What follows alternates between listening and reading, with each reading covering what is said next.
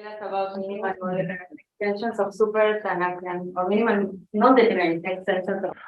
Thank you.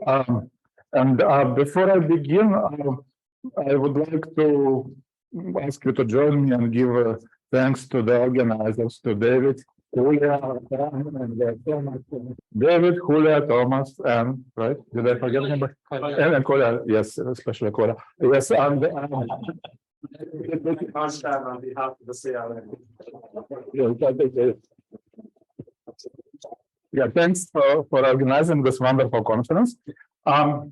So I'll start, and personally, I'd like to thank everybody who was patient enough, to stay for the last talk. So I'll start by describing, several equivalence relations for tensor categories, and we have seen some of them in this conference. The first is Morita equivalence. So here are given two tensor categories A and B. We say that they are Morita equivalent, and for Morita, if there is a module such that B with opposite tensor multiplication is equivalent to the category of a module and the functors of M. So it's a useful relation, and it's an interesting but probably hopeless problem to try to classify tensor categories up to this Morita equivalence. So this is for tensor categories. There is another equivalence which also showed up, namely the width equivalence. And so here it works for non-degenerate braided categories. Namely, we say that C and D are width equivalent, where W is for width. If C tensor D reversed, where by reversed I mean the reversing now the braiding, so braiding reverse, is equivalent to the Drinfeld center for some tensor category A. So this can be interpreted as in terms of this four category of braided tensor categories introduced by Snyder, Boshier, and Jordan. Okay, so so these are respectively, if I understand correctly, one isomorphisms, and two isomorphisms. So we're looking at different corners of this for category and trying to study various things. Now, there is a kind of relative analog of this story. Relative analog over symmetric E, category E. So I'll have to introduce some terminology before I state this relative equivalence.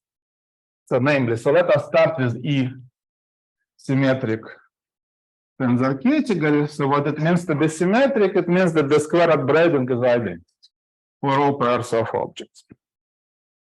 Then we can consider there is a notion of a tensor category over E.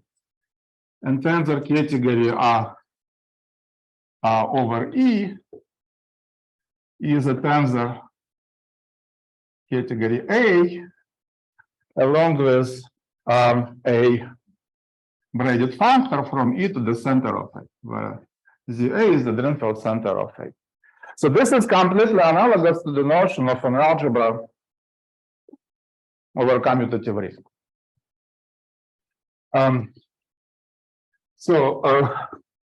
Now for such categories, there is a notion of a module category. So we can talk about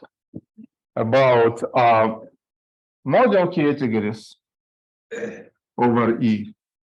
Note that because E is a central subcategory of A, then the dual category, the category of the functors, will also be a tensor category over A, right? So in this case, the dual is also tensor over E. All right. Now, one can also talk about categories over E, namely, this is a braided C along with braided tensor functor that embeds E, now not into C itself, but into the, not to the center of C, not to the Dirichlet center, sorry, but to the symmetric centers. So here the symmetric center consists of all the objects, and they're called transparent often, that have trivial squared braiding with everything in C, or over in C. And now we can we say that C is non-degenerate over E if the symmetric center of E of C is E. So again, like, one would be forced to study such things, for instance, if, your category is, for instance, to study group actions. In that case, one would consider tensor categories over Tannakian category of G. All right?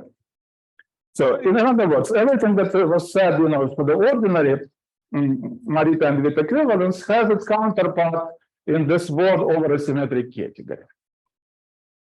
So now, let me introduce this analog. So here we will have like relative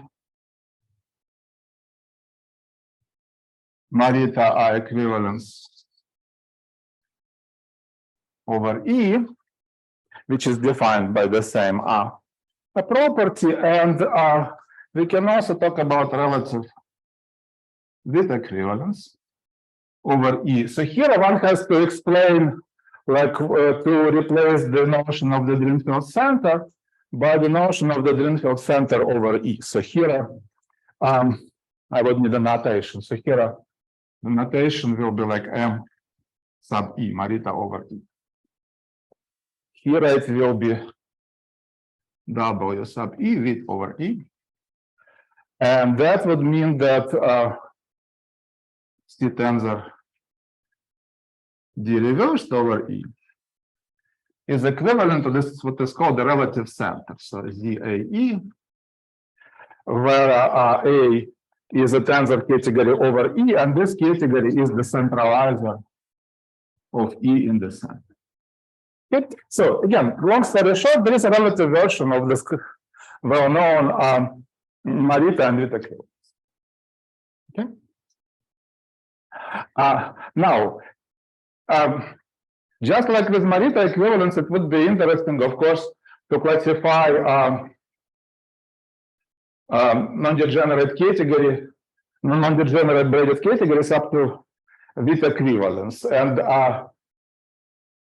but one thing that should be noted is that these are not just the sets of equivalence classes.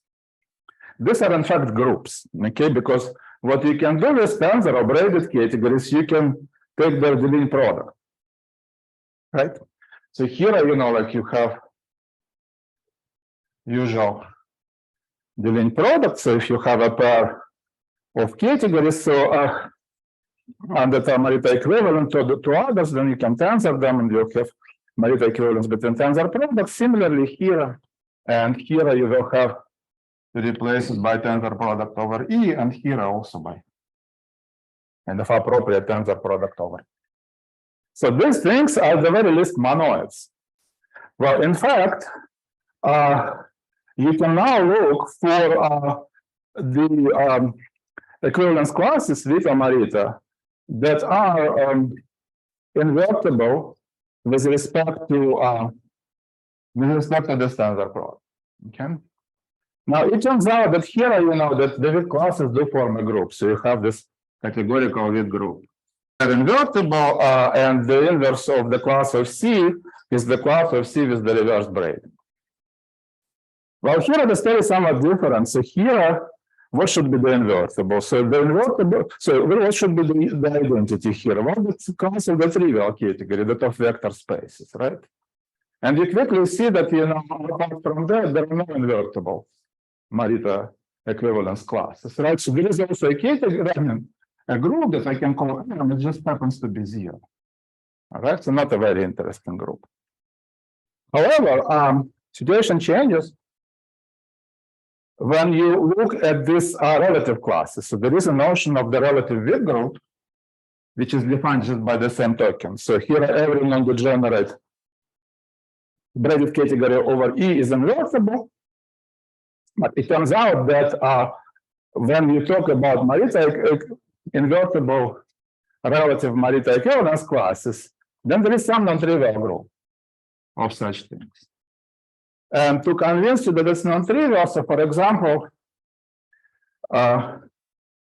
here I'll write it here. So for example, for any group G, vec G omega is invertible in what I call this ME, is invertible, sorry, with respect, how should I say, the class of this is invertible with respect to this tensor product. So what happens is that over rep G. So what happens here is that rep G is included into the twisted Drinfeld double of this. So this is a category. This is a tensor category over rep G, and it's invertible with respect to this tensor product. So my talk is about how these things come together and along with some other groups. Okay, so these groups are related to each other and to some others as well. Well, so one relation is the following. So one can note that this group of relative Morita equivalences can be understood as the equivalences of the unit object here. So the relation between them is the relation between homotopic groups.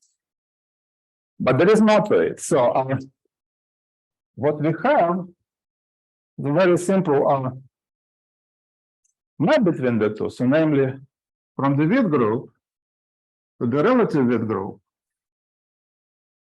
there is a homomorphism that takes a class of C and assigns to it the class of C tensor E, where C is non-degenerate braided category, right? So here brackets denote the weak class. So I'd like to call this a fibration, like with fibration, perhaps an appropriate thing, appropriate name to call it. And so for starters, I'd like to study the kernel and co-kernel, and if possible, extend this to an exact sequence in both directions. So for this end, I need to introduce, one more thing. So one last hero of this story is the following. So for a symmetric E, we can consider the set of minimal extensions, which are by definitions non-degenerate braided categories containing E of smallest possible size, of smallest possible size. So what I mean by smallest possible is the following. Look, whenever you embed E inside C, every object of E will have a trivial square upbraiding with anything in E, right? But you see, if C is sufficiently large, that there can be other objects with this problem. Yes? So I'd like to forbid that, okay? I don't want to create any new transparent object. So here I require that E coincides with the collection of all objects in C, such that the square upbraiding of such objects X with Y in C is identical. So for any Y in E. Okay. So for example, the thing that I had earlier on the board ref G inside the twisted Drinfeld center is an example of a minimal extension. All right.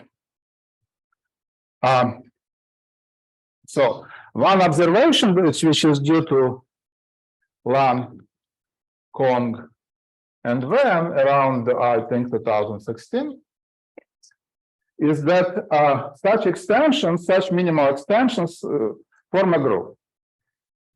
The minimal extension of E form a group under a certain type of a weak product. But perhaps this shouldn't be such a big surprise because these things do form a group, right? Because the third cohomology is a group.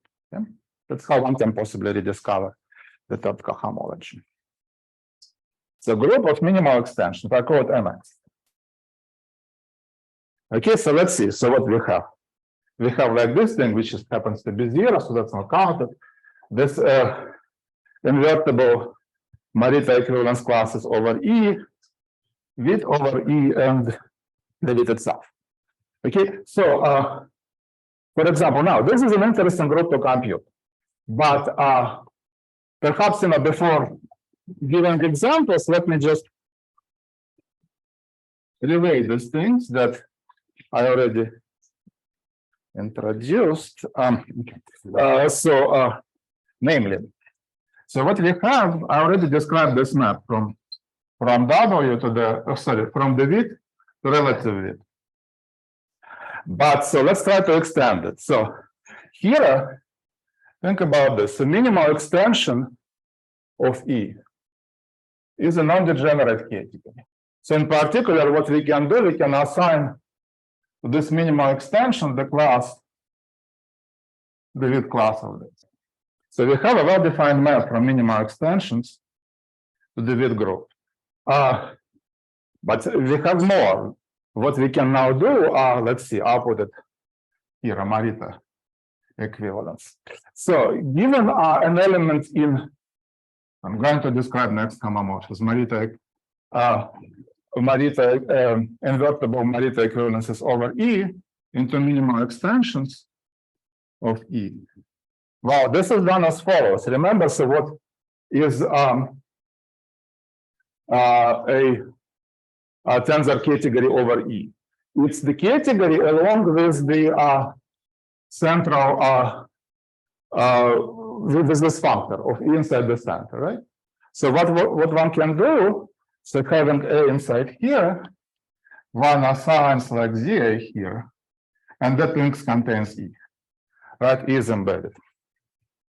So from A, we obtain a minimal extension of E, right? There are kind of like, these things are designed in such a way that there are kind of obvious maps between them. Know that exactness here, because like once we obtain the center, the width class of it is trivial, right?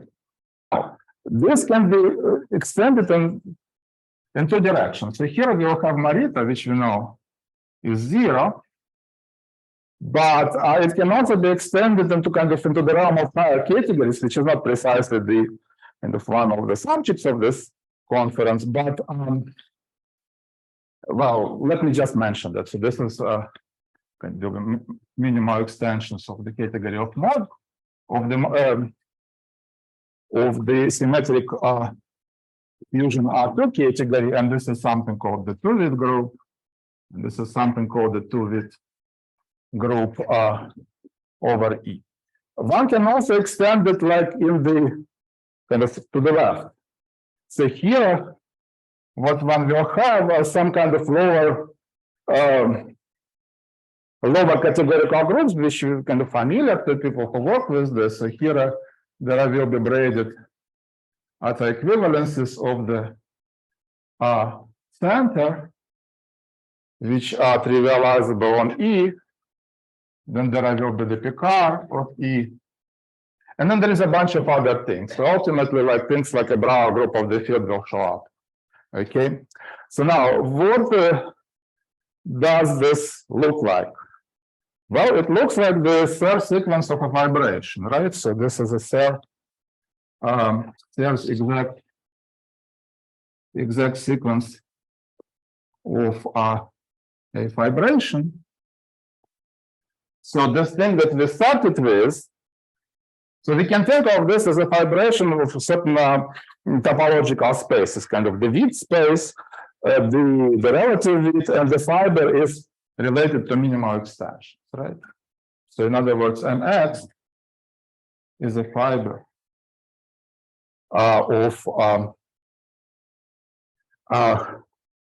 is a fiber of this width.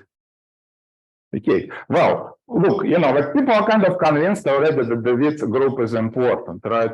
But anyway, one can state like conjectures about generators of width groups, etc. So this thing is kind of turns out to be the close relative. Okay, so describe like certain thing that is intrinsically related to the width group. So let me give you a couple of examples like related to this.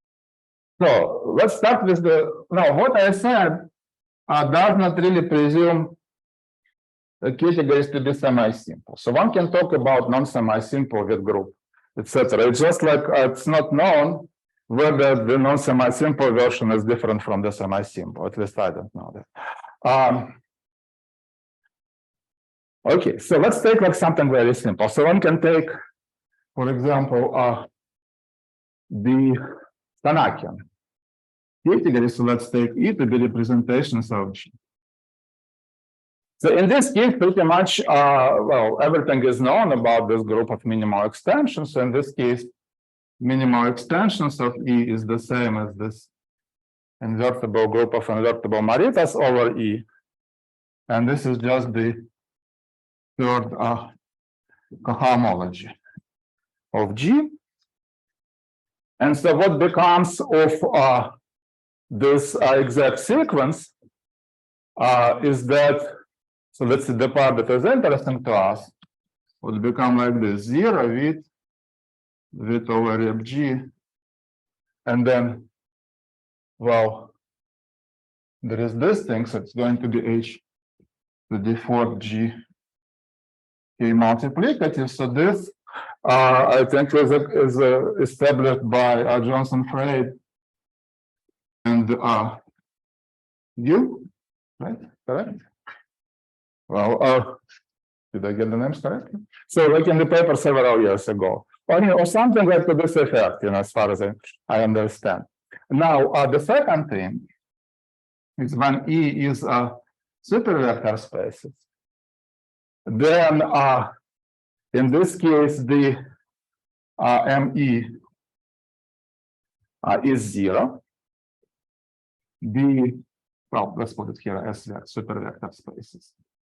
Supervector spaces. So, sorry. And the minimal extensions of a sphere is a cyclic group of order 16. This is a, somehow very famous and very important thing in the theory. Now, what this exact sequence becomes,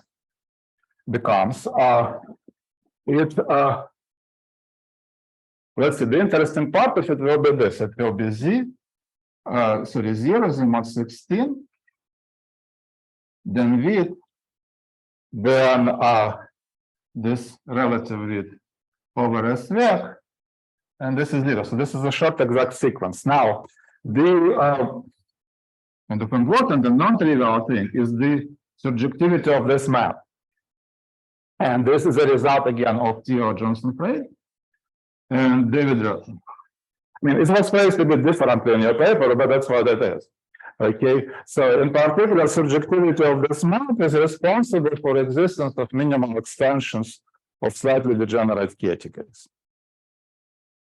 All right, so now, okay, so that's all good, but you see, like, what is curious here is that at the end of the day, like if you put like the three things apart, we don't know the structure of the width group as an abstract group, right? It's just like the basis that we don't know. But this Marita and minimal extension things, well, these are totally kind of group theoretical things. So these are really questions about, finite groups and their properties.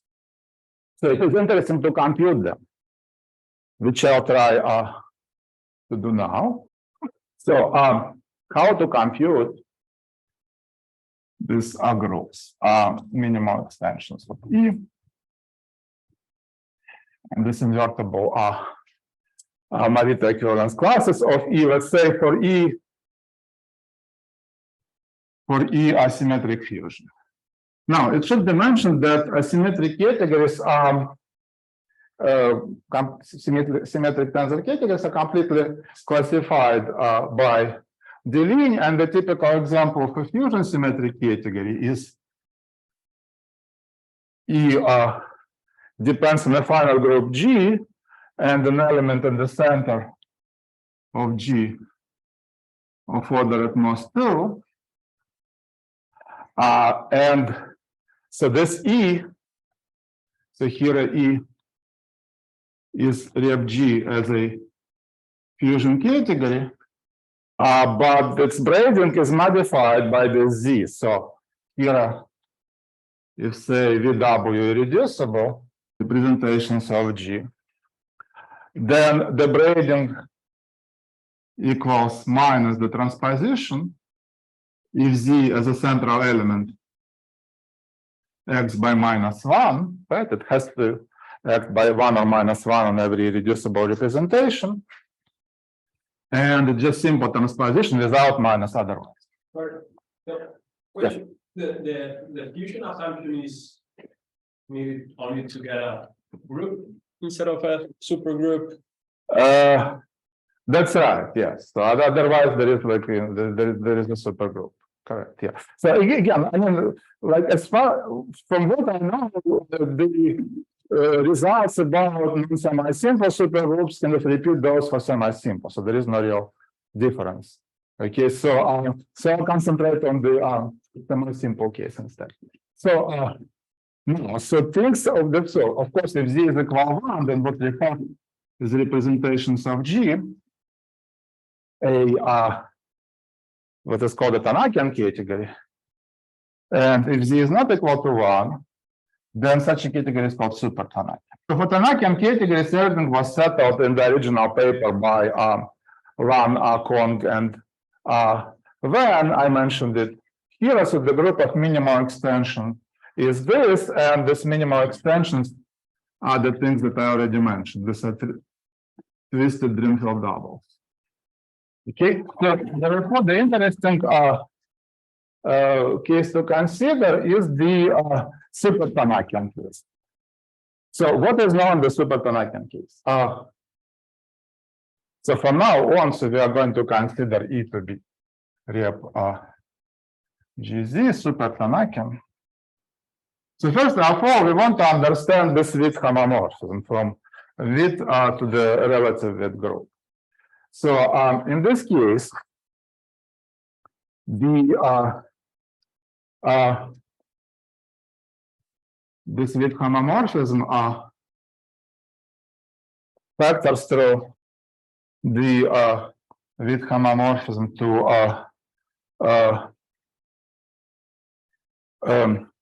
sorry, no, that's not what I'm saying.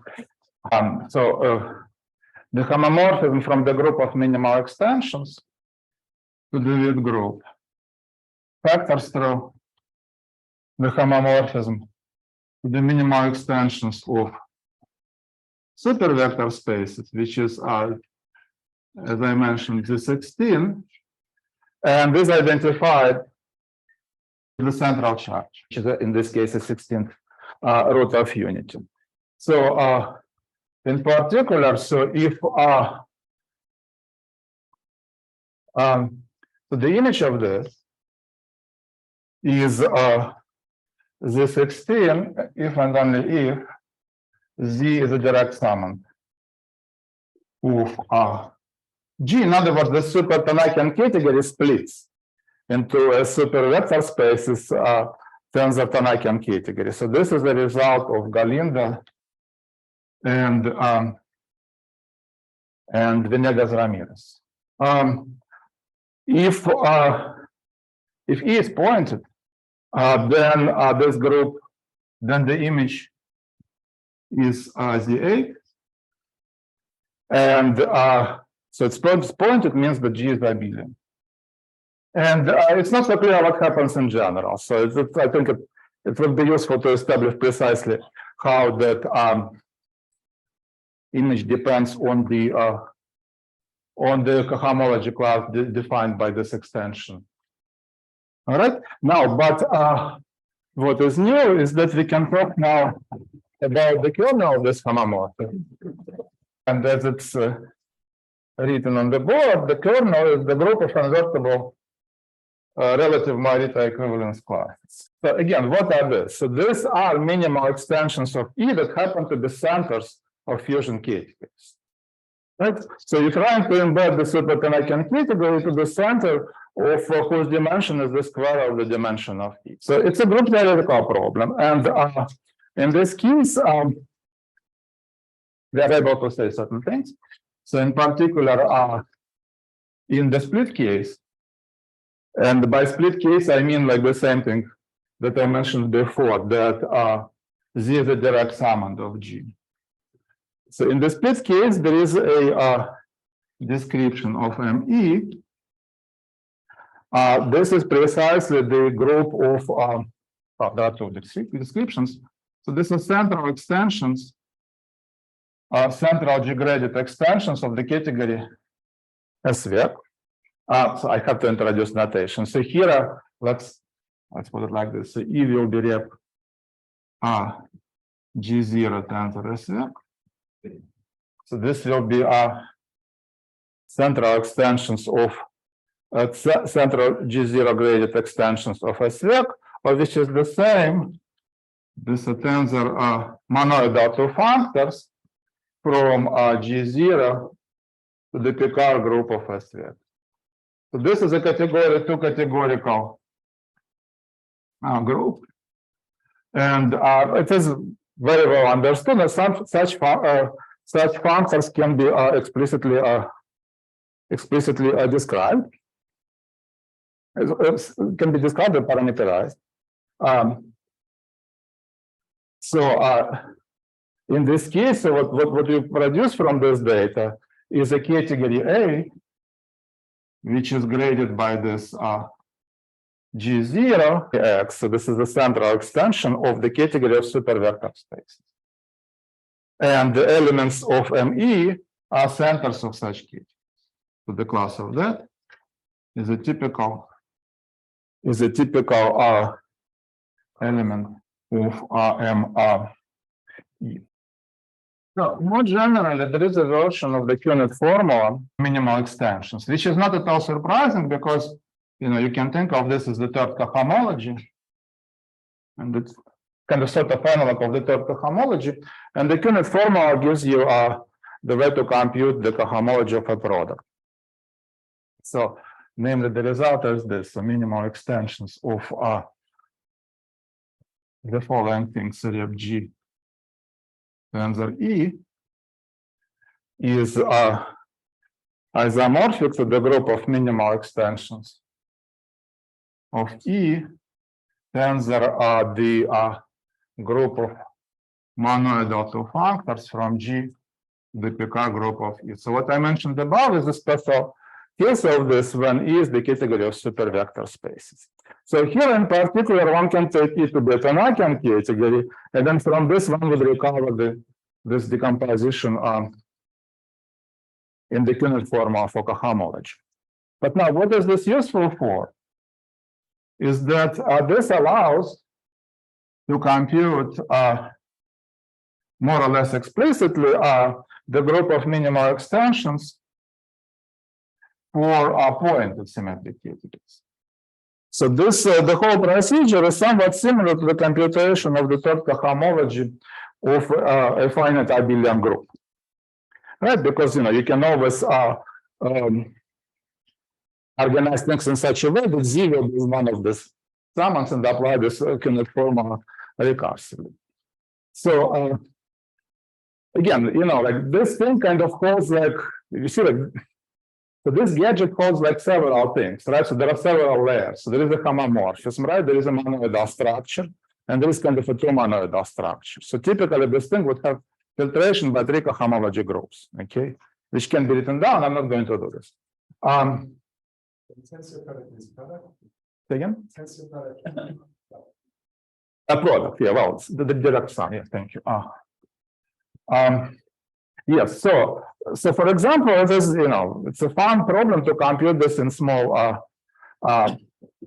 cases, right? So what we have like this mx. So here, this invertible Marita sitting, and here this is well, it's image inside the width group. W. So the interesting part of it is the computation of the kernel. Okay, and let me just mention a couple of examples when one is able to compute such things explicitly. So the simplest example is when we take a cyclic 2 group and take E to be representations of Z to N Z. So this is a cyclic group. It has a unique element of order 2. So in this case, the group of minimal extensions is isomorphic to the cyclic group of order 2 to the n plus 1. And the group of invertible Marita classes respectively isomorphic to Z to n minus 2. And second example, let us take a non-cyclic group of order 4. And then again, it does not matter which element of order 2 we take. So in this case, again, everything can be computed explicitly. So here at the group of minimal extensions of E is Z8 cross Z16, where this Z8 is precisely this group of invertible Marita classes, and this group can be discussed, can be described explicitly. So here I am of a simpler way to think of this category is just to say that this is just a vector under a sleeve. So this group of this Marita invertible things over this category is Z8, and the generator of this group is the center of any Ising category. So SVEC side SVEC is embedded into the center of Ising, where this is Ising tensor Ising reversed, right? So by definition, Ising contains a copy of SVEC. So very simple. All right. So yes. So what I try to advertise is that there are some interesting problems about finite groups, that appear naturally from studying with groups and their relative analogs. Comments or questions for Dmitri? For the with group, I remember in the course you have like a theorem that says very precisely how it is, like is seed. You know what the free rank was. There was a C16 and all that. You're asking about the structure of the with group? Yeah, but for this relative with group, do you have some similar research aspects? Not in the super-Tannakian case, right? Because you see, like, I mean, well, like I said, if you would understand the with group, we would understand. So it's a quotient of the with group by something, right? So, we need to understand the kernel, which is MX. That's why we are studying that. So, you understand one, you understand another. Right? These are parts of the exact sequence. Thanks. So in this example, which you had with H4, so W and W rep, G, and then H4, can one know or briefly indicate? Okay. Yeah. This, yeah. I think that's a good point. And how this relation goes. So, for example, I would be interested in are just categories stopped to be width equivalent because there's more structure, or is there more categories, or where is this branding coming from? Yeah. Okay. So I'll explain. So the sequence that I had was this, I believe, right? Yes. Okay. So so this H4 is the same H4 that we have seen in your talk yesterday. Okay. So right, because like what it signifies is the following. You see, like, so what you do here, you start here with category C, such that rep G is embedded into is the symmetric center of C, right? Now, this is the same as to say that there is a non-degenerate category with an action of G, right?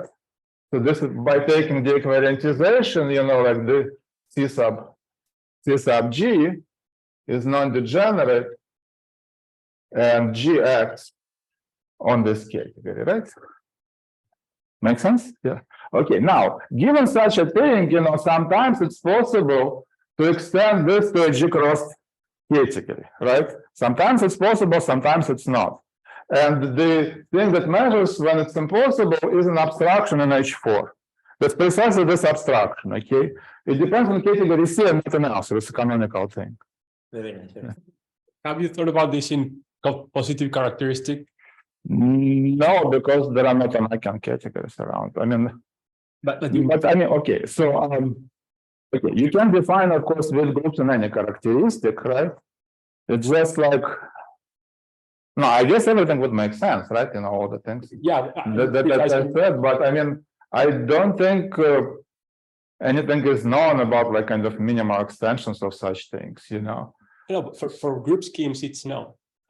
Minimal extension In positive characteristics. it's triple-sided, finding group schemes. Uh-huh. Okay, yes, but of course there are, okay, I see. But for these things that it can go forth, we can Columbia constructing, you know, what is known. It's not clear, you know. I spoke to them, they don't know Okay. anything. I mean, isn't part of the problem that you want to draw? I mean, semi-simplicity is poorly behaved. And maybe these examples you're mentioning, those ones aren't semi-simple. That's right, yeah, but I mean, in principle, you can try to, you know, compute everything regardless of simplicity. It's not, so to answer your question, no, not much, no. But even in characteristic 0, if you draw semi-simplicity, Then I suspect that does not really anything interesting happens, you know, like, so there are results of Gilaki and Sebag that says pretty much that it only depends on the Tannakian part of the category, if I understand correctly. If you ask a Riemann structure, will you have something with that? Well, I mean, I don't think this particular notion of with equivalence behaves well with respect to the Riemann structure. Somehow it ignores it completely.